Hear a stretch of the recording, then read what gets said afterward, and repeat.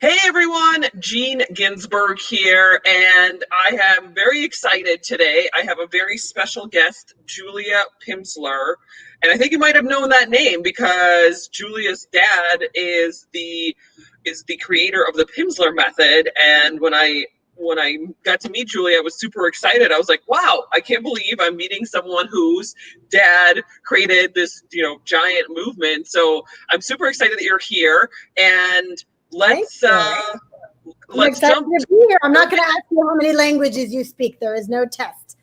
How many languages do you speak, Julia? Well, I speak a few, but my father spoke 7. Then that's part of why which, he created the Pimsleur method. He just wanted to make it easy for people to speak enough of a foreign language to go travel abroad. which languages did he speak? If you Oh God, don't there's a mind me. whole long list. Yeah, we don't have time in our 10 minutes.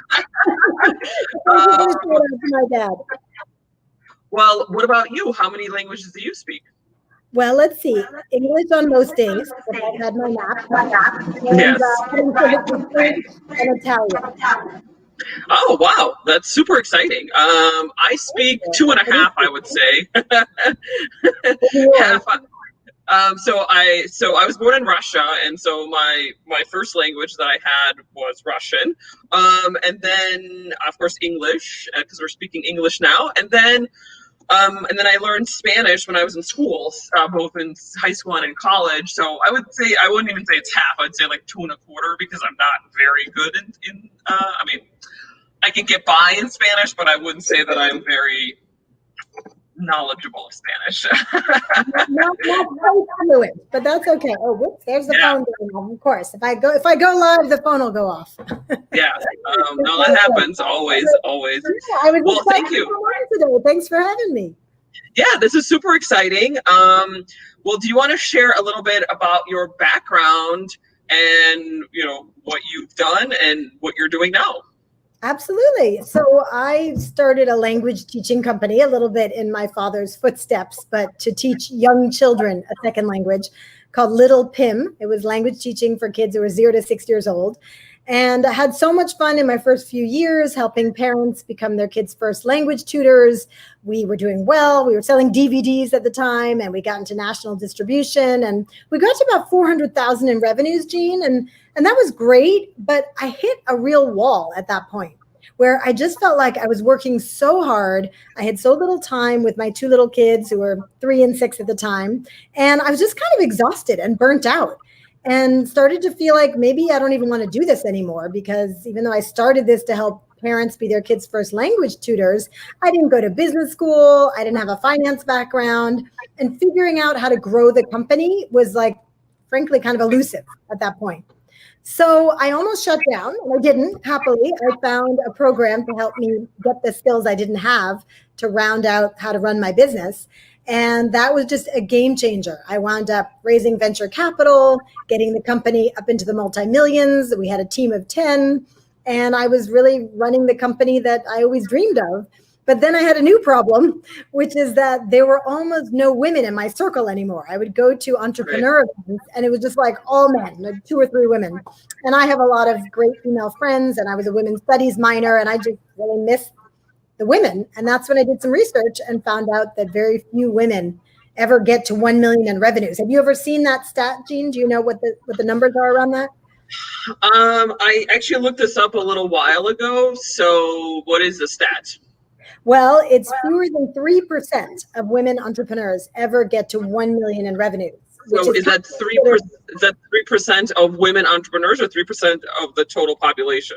It's 3% of women. So if you had 100 women entrepreneurs in the room, only 3 of them. Women entrepreneurs, right? Not just women.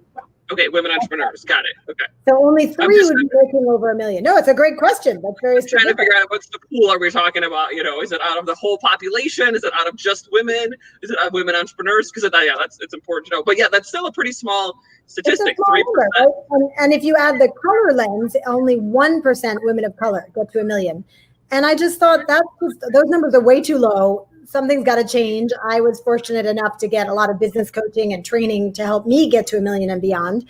So I wrote the book $1 Million Women, and the rest is history. Created my organization, which is a social venture, where our goal is to help 1 million women get to 1 million in revenues. That's fantastic. And so where are you at now in terms of that stat? Thank you. Well, we've already reached over 1 million women, which feels fantastic. And many thousands of them have gotten to 1 million in revenues. And many more thousands have doubled their revenues, hired teams, raised capital. So that's really what we want, is just more women making more money. In a way, 1 million is just a placeholder for a set of dreams. Some of our women want to make 600,000, some want to make 800,000. For us, 1 million is just really about going big. Right, absolutely. So why, I guess let's talk about the question, why aren't more women scaling up their business? Now, is it, what do you think, you've done this before, you've scaled your business, you've helped hundreds, if not thousands of women scale their, millions sounds like, of women scale their businesses. So what do you think is the problem? Well, what we see, Jean, of why women aren't scaling up is that it's a real paradox. The very set of skills that allow you to open a business and have the confidence to start taking clients or create your products and services and start selling them are often the very things that are going to get in your way of scaling. So let me be more specific about that. If you're very good at multitasking, if you're very detail oriented, if you're a bit perfectionist, if you're extremely driven, if you have very high standards, like, does any of that resonate? I suspect you have some of that too, Jean? Yes, I think I did in the beginning, but then I realized that, for me, it might be a little bit different because I have been able to scale my business. But what I realized at one point is that I can't do it all myself. And so I had to find a team, delegate, I was like, well, I'm never going to scale a business if it's just me. And people have mentioned that to me before when my business was really small, was like, okay, you need to have a team of people in order to get out of the middle of the business. And so for me, I realized that because I was like, I can't do this myself. And I don't even want to do it myself, because eventually I evolved also as an entrepreneur, because I didn't want to be like doing the day-to-day stuff. I wanted somebody else to be doing that. And I did a lot of stuff in my business to make that happen. I set up a lot of standard operating procedures for my business so that when I hired people, I had, a whole, an entire list of things, and everything was documented, everything was detailed. We had videos and step-by-step instructions. This is how you put a post on LinkedIn. You go to LinkedIn and you do this and you do it, so I ended up doing that, but I can see how people kind of get stuck in that. And but that's a journey, right? That was a journey you went on. I'm sure when you first started your business, your first thought wasn't, how do I create standard operating procedures, right? Your first thought was like, how do I do an amazing job? And so what happens is women, start their businesses, they start doing well, getting clients, things are going well. And so they just start working harder and harder, which is something we're frankly socialized to do as women. We're more socialized to just work hard than to figure out, what do I outsource and delegate, right? So that's the skill we need to learn. And this paradox I was talking about is that the very reasons they were able to launch a business might keep them from scaling. So holding on too tight, right? Not delegating like you did. Not wanting to go learn a new set of skills, like maybe you're great at marketing, but you're terrible at finances. We see that a lot in our program. Or maybe you're really creative and can come up with new products and services all day long, but you're not quite sure how to get the message out there. You're not good at marketing. So these are the things that we teach in our program, just to help women round out those skills and really make a mindset shift too, from what we call doer, right? Like, I'm good at doing all these things in my business, to leader, where you see your more role, like you're talking about, Jean, as like, how do I empower other people to do things and build a team to help me? Yeah, no, that's fantastic. This is because it is a challenge I feel like it is a challenge for women. And I did a presentation, I don't know, about a year ago, I was doing some research on it, and according to the Bureau of Labor Statistics in the United States, there's, I think, 36% of businesses are owned by women, but only a small fraction of that are actually women who go beyond 1 or 2 employees, or who go to $1 million in revenue. So it's very interesting that the number of businesses out there that are owned by women is it's, obviously it's not 50-50, but it's a decent number. It's not 2% or 5%. It's almost half. Yeah, it's up to 40% now. So we own 40% of small businesses, but 90% of women business owners are making under 100,000 in revenues and have 0 employees. So that's Right. the gap we're trying to fill, right? Is women are starting businesses at twice the rate that men are right now, Jean, but very few of us are going big. And that's really what prompted me to create $1 Million Women and just make it so much easier and more affordable for women across the country to get access to the skills that they need, right? I paid about $50,000 all in all to get those skills I needed. I hired coaches, I went to programs, I went to Harvard's executive MBA program, and most women aren't going to take those kind of risks. It paid off, but I know that most women are like afraid to invest in themselves. And so I'm just trying to make it easier for the people who are ready to invest a small amount in order to get those skills and become the leader, not the doer. Right. Yeah, and I think a lot of it has to do with mindset. I don't know. I mean, at least when I was growing up, and maybe you're different because your dad had a business, and maybe you came from more of an entrepreneurial experience. But from my experience, my parents were not entrepreneurial at all, nor did they ever instill that in me. And it's like, for me, it was always like, go to college, go get a job, keep a steady paycheck, like do your thing, like stay under the radar, don't make too much of a splash. And I think that's a big thing about society that I'm taking this much bigger now. I'm going beyond just like right.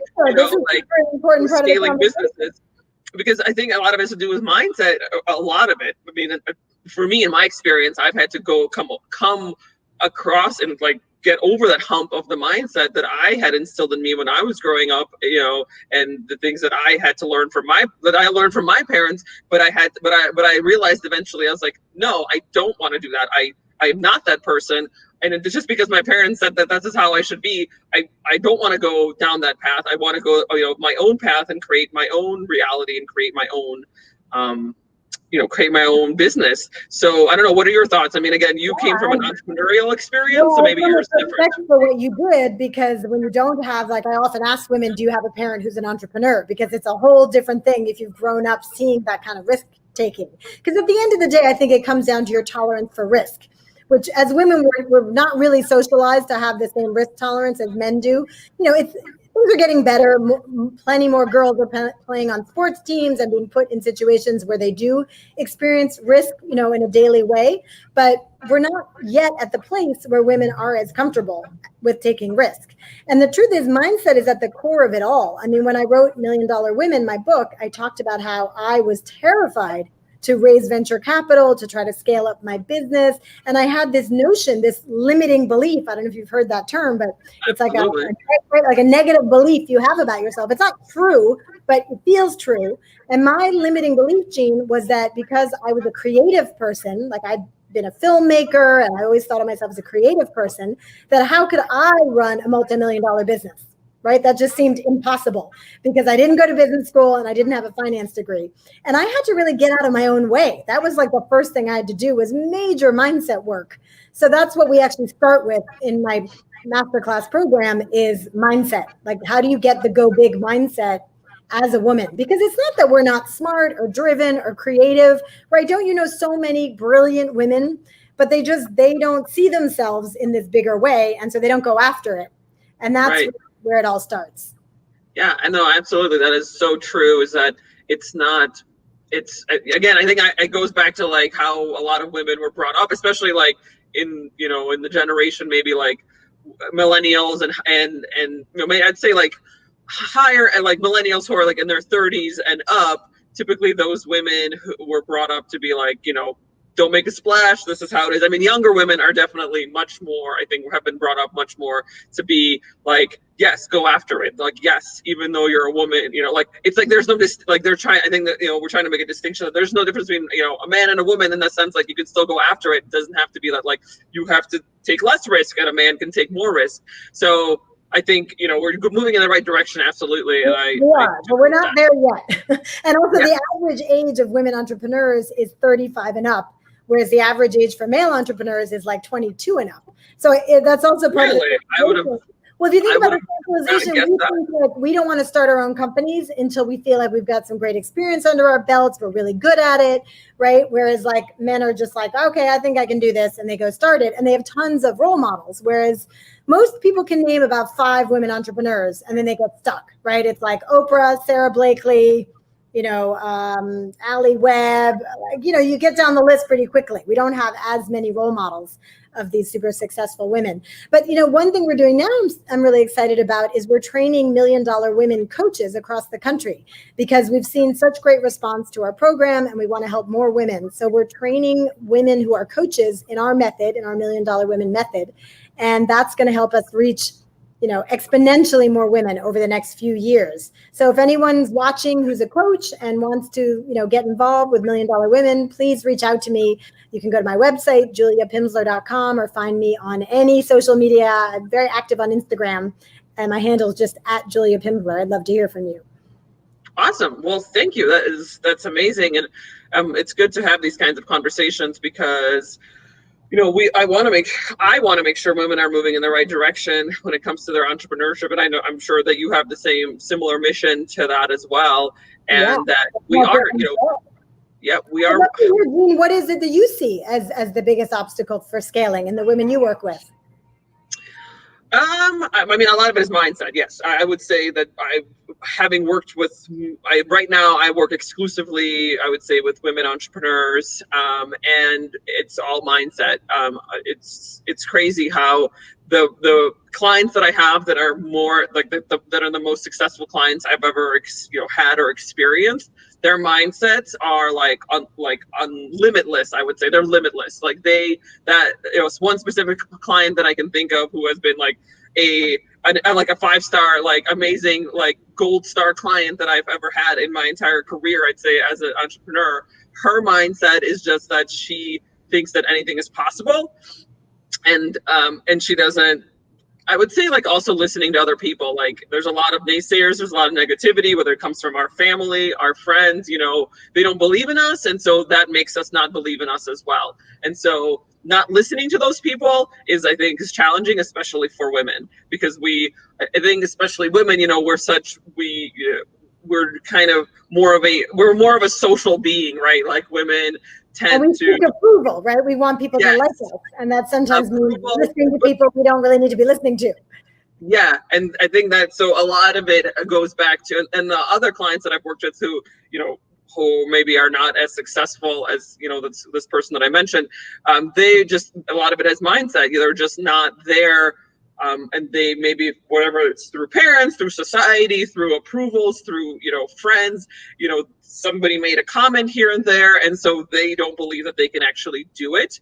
And so everything that I'm kind of learning about psychology, and I'm definitely not a psychologist or anything, but it's what you believe becomes your reality, right? And so if you believe that you can't do it, if you believe that you can't make $1 million in your business, then yes, the answer is always yes, right? Whatever you believe, it's yes. So if you believe that you can make $1 million, then yes, you will make $1 million. If you can't, then if you don't believe it, then you won't. And so it's all mindset. And I've had a lot to do, and I've had to change my mindset a lot, because I've had to come to that point myself where I'm like, yes, I can make it. I will make it. It's a work in progress, I would say. Well, mindset is never done. I'm always trying to level up my mindset. And when I became a coach, I went and got trained in NLP, which is neuro-linguistic programming. And what that specializes in is helping people to move limiting beliefs out of the way and replace them with empowering beliefs.